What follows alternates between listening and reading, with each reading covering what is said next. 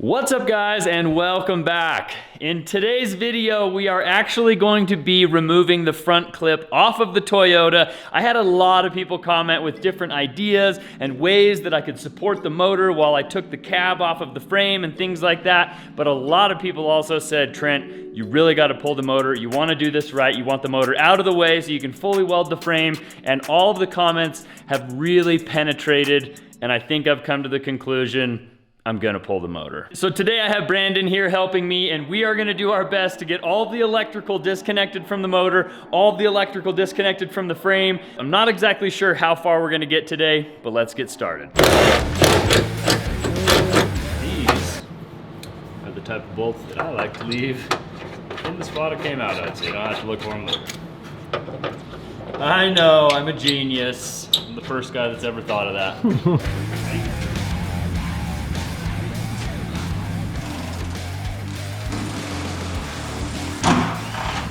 All right, so I'm running into a minor catastrophe here. There's two bolts that hold the fender on, and they are both accessed while the door is open.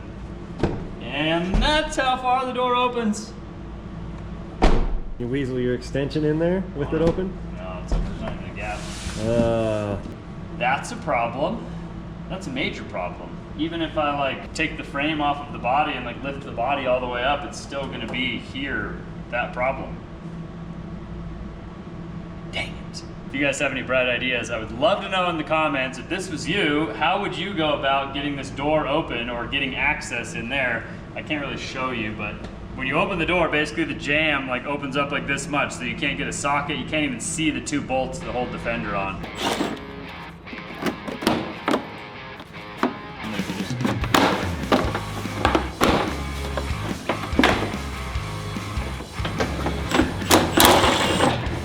Ew, rained dirt on me. Put the leaves in there. Oh, there's quite a few leaves in this one. Oh, wait a minute.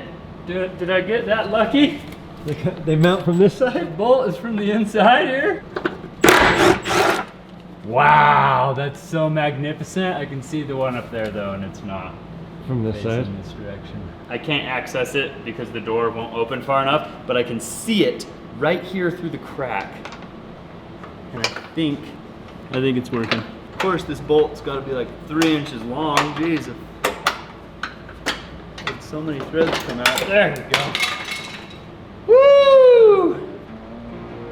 Fender is off, baby. Oh yeah.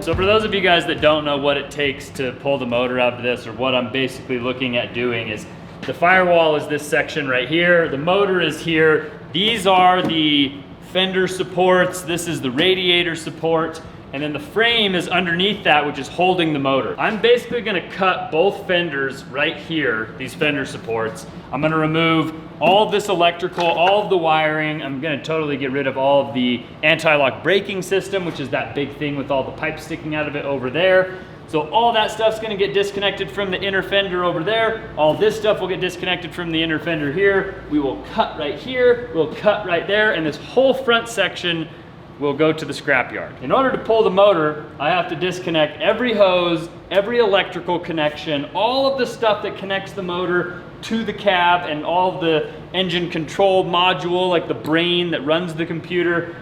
And I don't want to do that, because once I disconnect all of that stuff, when I go to put it back together, if I break a plug or I crack a wiring harness or I can't figure out where something goes and I can't start it, then I have like days of diagnosing and troubleshooting, and that is not the funnest thing to do. Trying to build a new frame underneath this without taking the motor out is a very stupid idea. And it was the idea that I had until a lot of you guys in the comments said, hey man, you definitely need to pull the motor. It's gonna be a bigger headache if you don't. You just need to get that motor out of there. You'll be happier when you do.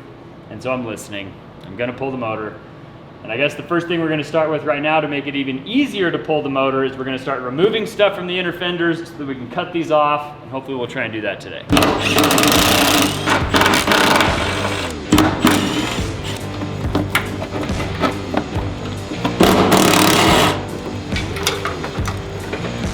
That was an airbag sensor. which I know the airbag sensors were faulty because the airbags didn't go off, and this guy basically hit like a tree or a stationary concrete pole going very fast. Windshield's broken. He probably hit the windshield with his head or something. I know nobody died inside it, so not worried about any bad juju. If it looks like I'm dealing with Medusa right now, you're already starting to get a glimpse of why I don't want to pull the motors, because I got to do all of this, but like 1,000 times more intense. I got to figure out where every single wire in these giant wiring harnesses go, disconnect the connections, disconnect all the little zip ties and clips that hold them to where they're supposed to go, and then in like a month, I got to put them all back together. This is the anti-lock braking system pump, the ABS pump. And there's not going to be ABS on this truck after I am done with it. Imagine that. There's a lot of spots in there for water and gunk and mud and all types of goop to get in there. I don't know what I'm supposed to do with that. Do I just wrap it up? Do I silicone all the holes closed? Like, what do I do? If you guys know what to do, I would love for you to tell me in the comments what I'm supposed to do with that plug.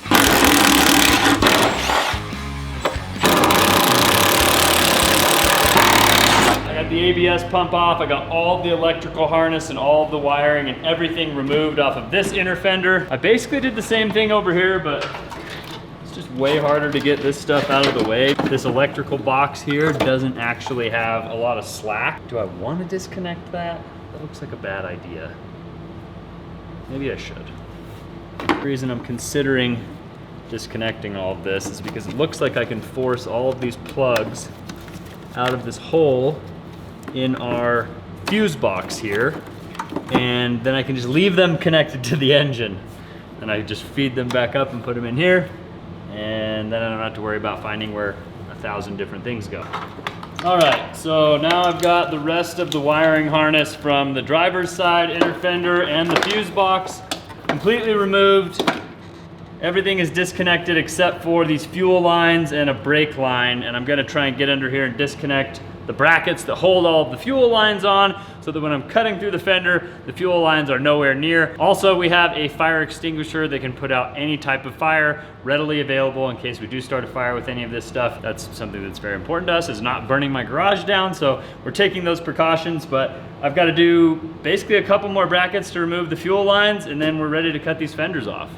I would say probably like 1/3 of the headache of pulling the motor is already, I wouldn't say it's done, but it's underway. Like, all of the things being disconnected that are electrical. I'm not like taking this motor out to rebuild it, which makes a huge difference. If I was taking this motor out to rebuild it, I'd have to take every sensor and every piece of everything off of the motor. I'm just taking it out to get it out of the way. So I can actually disconnect all these intermediate plugs and just leave everything attached to the motor. Then when I put it back, I just gotta reconnect the intermediate plugs. That makes it 1,000 times easier. I've completely removed an engine and rebuilt it in a couple of different cars, and it's always a headache when things go back together. Wow!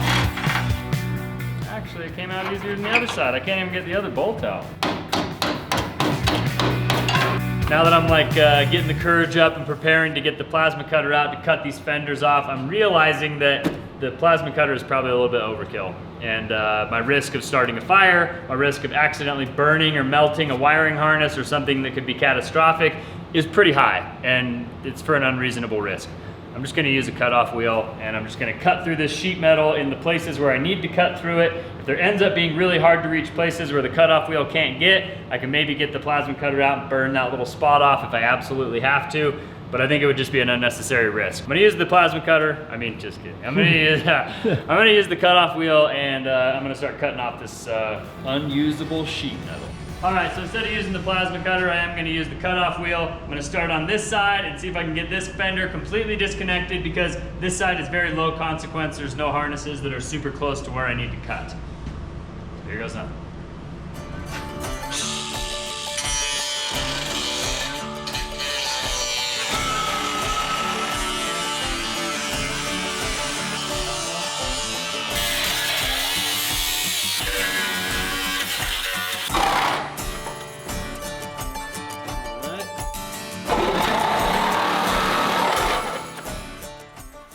She's free!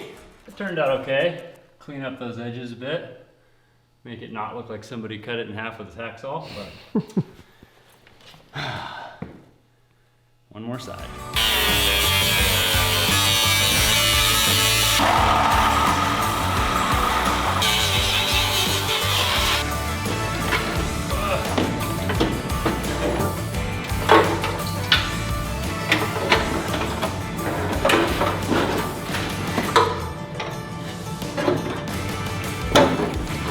Look at that.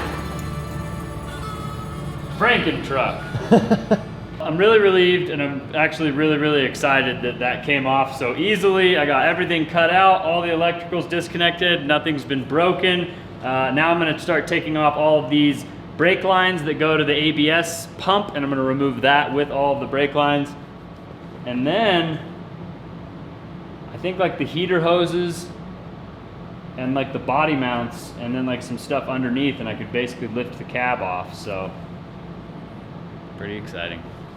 Sometimes in the middle of this, when I'm like tearing things apart and things are being difficult and it's like a struggle, I forget that I enjoy this. And I get like angry and I get frustrated and I'm trying to do this, I'm trying to do that, and then I remember like, I like doing this. Like I just gotta relax and have a good time. And that's what I'm doing right now. We're just getting basically these brake lines completely removed so that I can get them out of here. I think I'm gonna disconnect these two heater hoses so that I can bring the brake lines up and fish them out that direction. And then they'll be out of our hair. So right here, I'm trying to remove these two lines that go to your heater core. Your heater core is what allows water from the engine to come into the cab and heat up, and then a fan blows across it to create heat in your cab. So I've got to get these two lines disconnected. There's coolant that runs through that, so when I disconnect these, it's probably gonna drain out. I have a drain pan down there, but these have most likely never been off in the last like 15, 20 years, or however old this car is, about 16, 17 years. So they're very difficult to get off, and they're rubber. So you don't wanna like tear them or break them or crack them, but I've gotta wiggle my way in there and get these things pulled off. All right.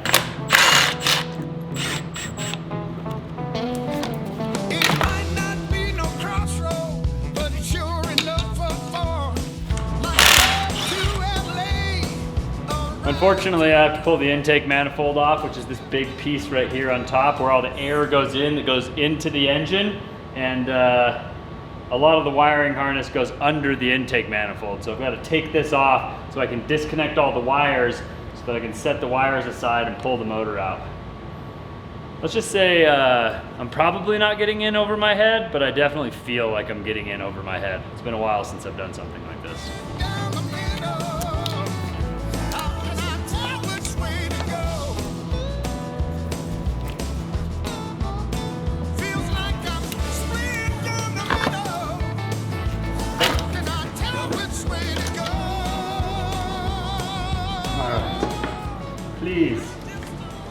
Please, sir.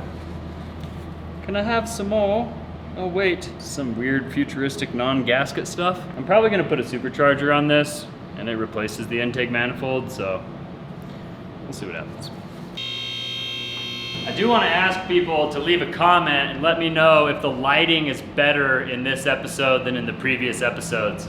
Originally, we only had 2 lights in this room, and we had like a plastic garage door that brought in a little bit of light, but now we have 6 lights, and I've been trying to use little pod lights, and I have a stand light and a bunch of other stuff to try and make it brighter in here so that people can see what's going on, but I'd like to know what you guys think, if it's been sufficient.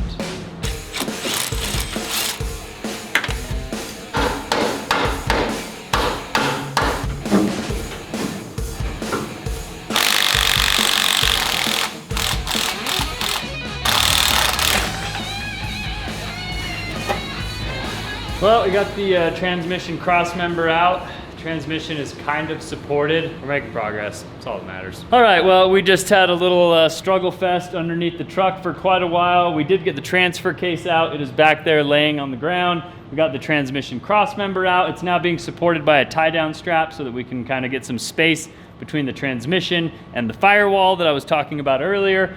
I've got pretty much all of the electrical connections disconnected. I think I just need to undo a couple bolts on the back of the motor that are holding the wires to the motor.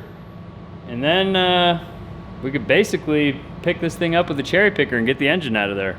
That is going to do it for us today. I've made a ton of progress with Brandon's help. Thank you, Brandon. made a lot of progress. We got the front clip completely removed. We got the transfer case out. We got the engine is basically free from electrical connections. I pretty much just need to get my shop crane fixed so that I can pick this motor up. We'll be able to pull the motor and the transmission out. Then we can start with the frame fab once we take the bed off. But anyways, if you guys enjoyed this video, make sure you show me by giving a big thumbs up on today's video. Consider subscribing to my channel if you haven't already, and I will see you guys on the next one.